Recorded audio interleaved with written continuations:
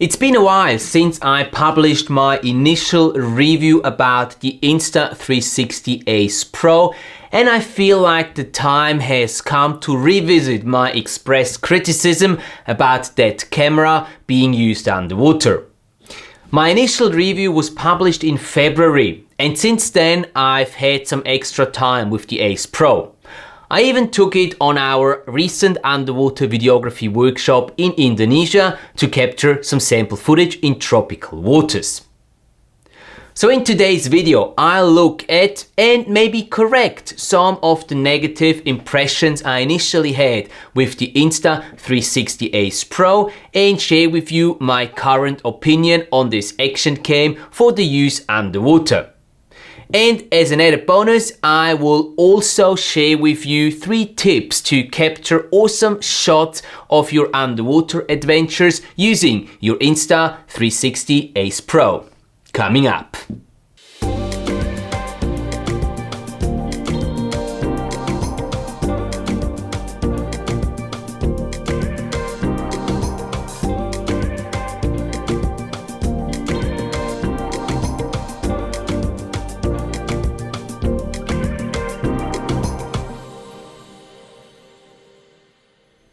Welcome back to the channel Underwater Image Makers. I hope you're having a great summer so far and are having plenty of exciting underwater adventures.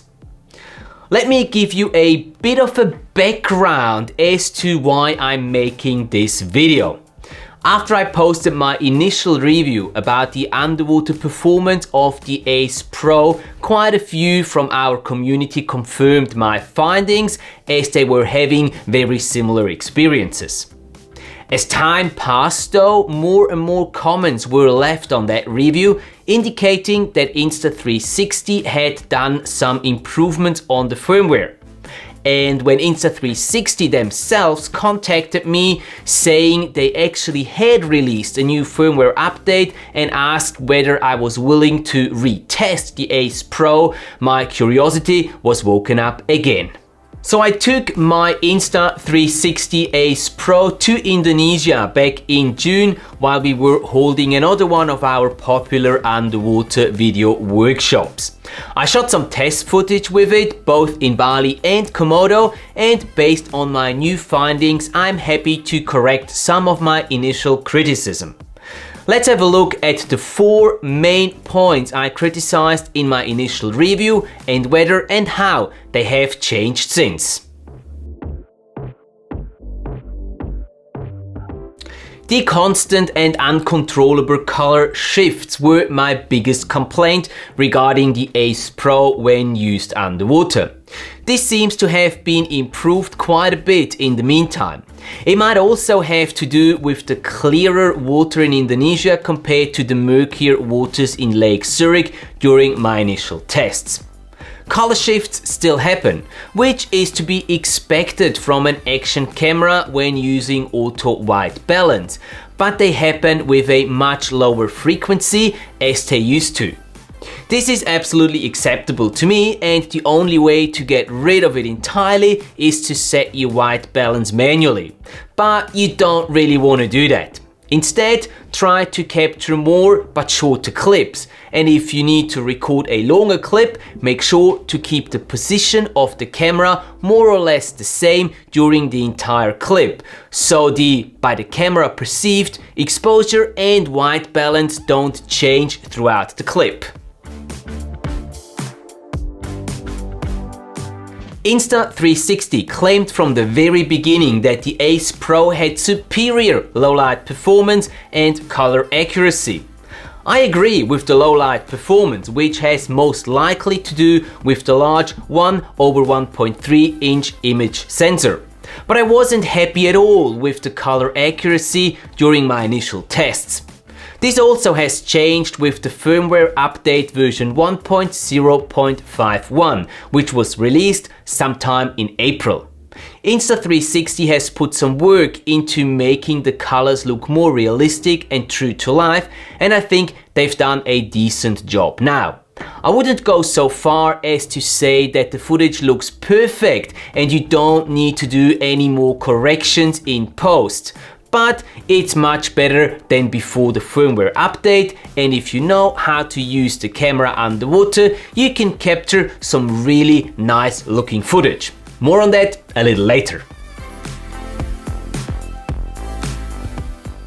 I always set all action cameras I test to medium sharpness, as I don't like the digital sharpening most action cams introduce when you set it too high. I then add as much or as little sharpening as needed in post to make the footage look pleasing to me. With most action cams, I don't need to add any extra sharpening, but the Insta360 Ace Pro's footage still looks a bit too soft for my taste, and I figured out I like it better if I add a tiny bit of sharpening to the clips in post. So this point hasn't really changed, but it's not a big deal either. Just one extra step in post-production. Well, this is something that unfortunately hasn't been changed since my initial review. The Ace Pro is still not capable of recording 10-bit footage, which is a shame. Insta360, I really urge you to include 10-bit color depth into the Ace Pro. It would make color grading the footage much more enjoyable. All in all, I have to say that my initial impression of the Ace Pro as an underwater action cam has changed to the positive. Mainly because of the improved color accuracy and the drastically reduced color shifting problem. While all the positive attributes that I had already mentioned in my initial review, like the good low light performance, the solid in-body stabilization, the very nice screen or the awesome battery performance are still valid today.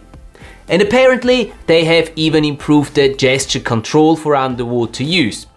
Not that that's something I would regularly use, but hey, we'll take it anyways. It makes me happy to say that with the firmware update version 1.0.51, the Insta360 Ace Pro has become a very valid option for us underwater image makers, and I will for sure keep it in my arsenal of underwater imagery tools for future projects and underwater adventures. If you're on the verge of purchasing an Insta360 Ace Pro, I might have another good argument for you. Between August 21st and September 11th, Insta360 is offering a whopping 22% discount on the Ace Pro. So if you were thinking about getting one, this is your chance. And by using the link in the video description below, you can support your favorite underwater video channel on YouTube at the same time. I really appreciate it. And finally, we get to the 3 mentioned tips that will help you capture better underwater footage using your Ace Pro on your next underwater adventure. First, stay shallow. You will generally speaking get more natural light and better colors in shallow water than deeper down. Also, I found that the Insta360 Ace Pro's white balance works better in shallow water. So unless there is a specific reason, let's say a wreck you want to film, I suggest you film with your Ace Pro down to a depth of 10 to 15 meters. Second, keep the sun behind you. Watch out for the sun and always try to position yourself so the sun is behind you, acting as a huge natural light source. Don't film against the sun, as the Ace Pro, like any other action camera by the way, will struggle properly exposing your scene that way.